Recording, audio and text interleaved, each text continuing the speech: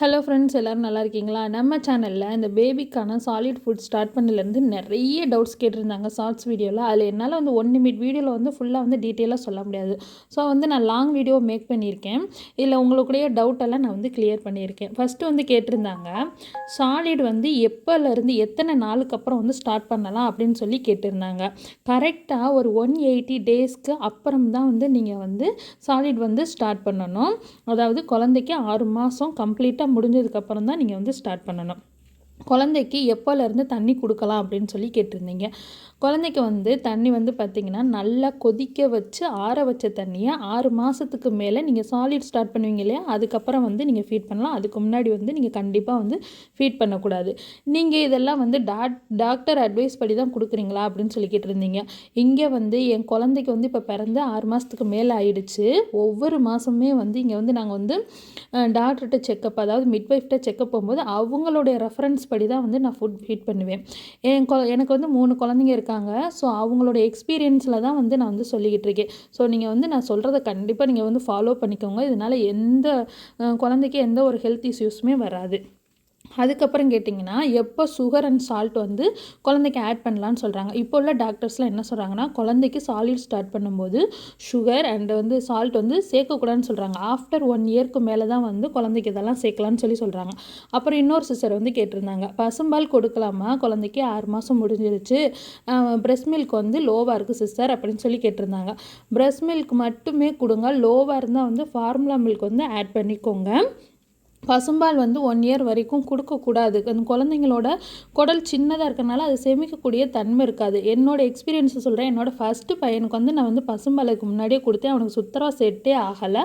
அது உண்மை தான். ஸோ வந்து நீங்கள் 1 இயர்க்கு மேலே வந்து நீங்கள் பசும்பால் கொடுங்க.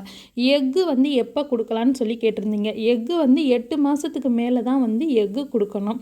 குழந்தைக்கு சாலிட் ஸ்டார்ட் பண்ணும்போது கீ ஆட் பண்ணலாமான்னு சொல்லி கேட்டிருந்தீங்க. ஒரு முதல் 3 வாரத்துக்கு வந்து கீ வந்து சேர்க்க வேணாம். வெறும் பருப்பு, ஃப்ரூட்ஸு, வெஜ்ஜு அந்த மாதிரி தான் கொடுக்கணும். அதுக்கப்புறம் வந்துட்டு ஒரு 4வது வாரத்தில் இருந்து நீங்கள் வந்து கீ வந்து ஸ்டார்ட் பண்ணிக்கலாம். இது சாலிட்ஸ் ஃபுல்லாக கொடுத்துக்கிட்டு இருக்கும்போதையே நீங்கள் என்ன பிரஸ்ட் ஃபீடிங்கை வந்து ஸ்டாப் பண்ணவே கூடாது. கூடவே வந்து நீங்கள் வந்து உங்களுடைய தாய்ப்பாலுமே குழந்தைக்கு வந்து ஃபீட் பண்ணிக்கிட்டே இருக்கணும். ஃபஸ்ட்டு வந்து 6 மந்த்லேருந்து 7 மந்த் வரை 1 மீல் வந்து கொடுக்கலாம். ஒரு 11 மணியை போல் வந்து 1 மீல் கொடுக்கலாம். ஏன்னா அந்த குழந்தைக்கு வந்து அதுவே போதுமானதான். எல்லா ஃபுட்டும் சாப்பிடுவாங்களான்னு கேட்டால் கண்டிப்பாக கிடையாது. ஒரு 2 to 3 ஸ்பூன் வந்து அவங்க சாப்பிட்டாலே வந்து பெரிய விஷயம்தான்.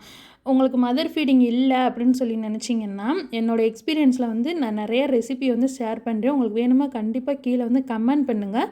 இந்த மாதிரி பேபி ஃபுட் சம்மந்தமான வீடியோஸ் பார்க்க லைக் பண்ணிக்கோங்க. உங்களுக்கு மேலும் சந்தேகமாக இருந்தால் என்கிட்ட வந்து நீங்கள் கேட்கலாம். நான் உங்களுக்கு அதுக்குன்னு ஒரு வீடியோ போட்டு அதில் வந்து டீட்டெயிலாக வந்து சொல்கிறேன். என்னுடைய எக்ஸ்பீரியன்ஸில் தான் வந்து நான் எல்லாமே வந்து ஷேர் பண்ணிக்கிட்டு இருக்கேன்.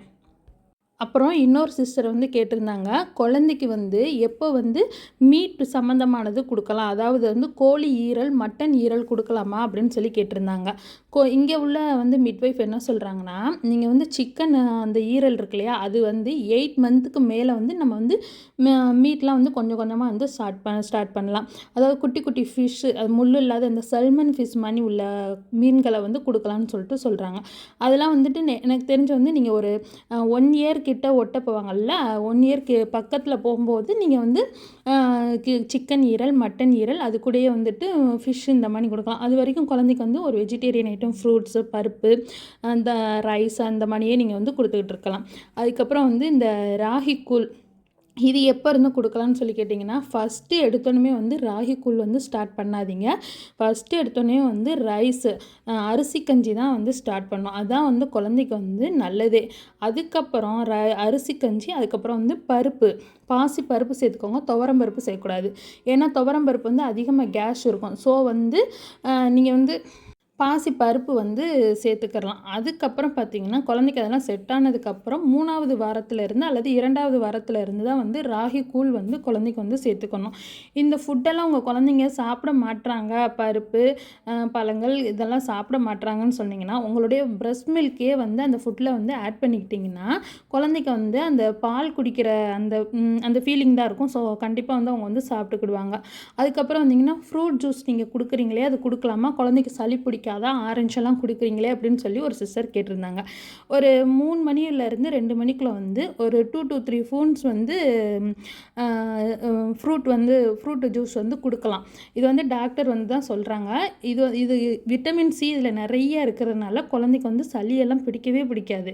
அதில் வந்து பழக்கப்படுத்துவாங்க. இது வந்து அதிகமாக சுகரியாக இருக்கிறனால குழந்தை வந்து ஃபஸ்ட்டு சாப்பிட்றதுக்கு இது பண்ணுவாங்க. அதுக்கப்புறம் கொஞ்சம் கொஞ்சமாக சாப்பிட்டுக்கிடுவாங்க. இதனால வந்து சளியெல்லாம் பிடிக்காது.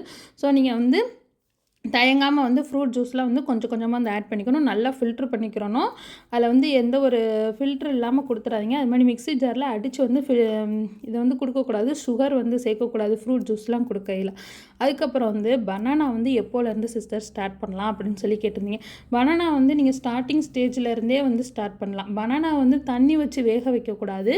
ஸ்டீமர் பிளேட் வச்சு ஸ்டீம் பண்ணி வந்து ஃபீட் பண்ணலாம். அப்படி இல்லைன்னா நான் எப்படி கொடுத்தேன்னா, குழந்தைக்கு வந்து பனானா வந்து ராவாக தான் எடுத்து வந்து கொடுத்தேன். அதை வந்து சாப்பிட்டுக்கிட்டாங்க. நல்லா வந்து சுடு தண்ணி வச்சு மசிச்சு கொடுங்க. அப்படி இல்லைன்னா உங்களுக்கு டவுட்டாக இருந்தால் மிக்ஸி ஜாரில் வந்து ஒரு சுற்றிட்டு வந்து கொடுக்கலாம். கீரை எப்போலேருந்து கொடுக்கலாம்? கீரை வந்து 3வது வாரத்துலேருந்து 6 மாதம் ஆன குழந்தைக்கு 3வது வாரத்தில் இருந்து வந்து நீங்கள் கீரை ஸ்டார்ட் பண்ணலாம். மற்ற எந்த கீரையுமே ஸ்டார்ட் பண்ணக்கூடாது.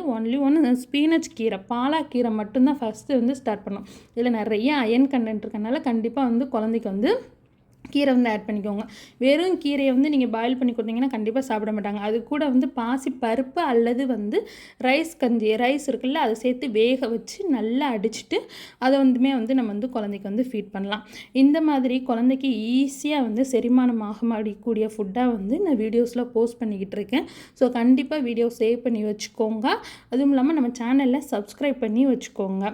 அதுக்கப்புறம் முக்கியமான விஷயம், இந்த ஃபஸ்ட்டு மாமா ஆகிறாங்க இல்லையா, குழந்தை இப்போ தான் ஃபஸ்ட்டு குழந்தை பிறந்திருக்குன்னா அவங்களுக்கு ஃபுல்லாக வந்து டவுட்டாக இருக்கும். என்னென்ன ஃபுட்டு கொடுக்குறதுன்னேன்றது வந்து பெரியவங்க ஒன்று சொல்லுவாங்க, டாக்டர் ஒன்று சொல்லுவாங்க, எதை கொடுக்குறதுன்னே தெரியாது.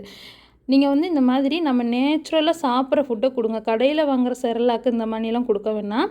அண்ட் தென் வந்துட்டு வீட்டில் உள்ளவங்க சொல்கிறாங்கன்னு சொல்லிட்டு பசும்பால், ப்ரெட்டு, பிஸ்கட், ரஸ்க்கு இதெல்லாம் கண்டிப்பாக கொடுக்கவே கூடாது. 1 இயர் வரைக்கும் வந்து கொடுக்கக்கூடாது. ஏன்னா அதில் வந்து full and full maida, sugar இருக்கனால குழந்தைக்கு வந்து கொடுக்காதீங்க. அதில் வந்து எந்த ஒரு சத்துமே கிடையாது. இதனால் குழந்தைக்கு வந்து மோஷன் ப்ராப்ளம் ஆகலாம். அதுக்கப்புறம் வந்து ஒரு சிஸ்டர் கேட்டிருந்தீங்க, இந்த மாதிரி சாலிட் ஸ்டார்ட் பண்ணும்போது குழந்தைக்கு வந்து எத்தனை நாளைக்கு ஒரு வட்டம் மோஷன் போவாங்க, என் குழந்தை வந்து மோஷன் லேட்டாக தான் போகிறாங்க அப்படின்ற மாதிரி சொன்னாங்க. அதை பற்றி ஒரு பிரச்சனை இல்லை. டேஸ்க்கு அப்புறம் கூட குழந்தைங்க வந்து மோஷன் போவாங்க. அதை பற்றி ஒரு பிரச்சனையுமே இல்லை. இந்த மாதிரி மோர் வீடியோஸ் பார்க்க சப்ஸ்கிரைப் பண்ணிக்கோ.